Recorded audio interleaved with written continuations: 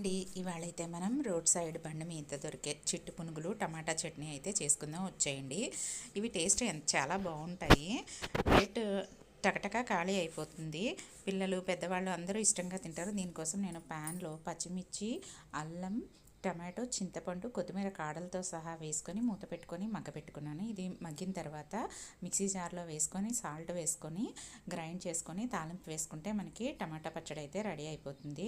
తర్వాత వేరే ప్యాన్లో 1 కప్పు మైదా పిండి, సాల్ట్, బేకింగ్ సోడా, జీలకర్ర, పెరుగు అన్నీ వేసుకొని మిక్స్ చేసుకోవాలి. ఇలా మిక్స్ చేసుకున్న తర్వాత కొంచెం కొంచెంగా వాటర్ వేసుకొని ఈ కన్సిస్టెన్సీ వచ్చే వరకు కలుపుకోవాలి. ఇలా కలుపుకున్న తర్వాత ప్యాన్లో ఆయిల్ వేడి చేసుకొని ఆయిల్ బాగా వేడైన తర్వాత ఈ విధంగా చిట్టి చిట్టి పునుగుల్లాగా వేసుకొని గోల్డెన్ కలర్ వచ్చే వరకు ఫ్రై చేసుకుంటే మనకి చిట్టి పునుగులు అయితే రెడీ అయిపోతాయి.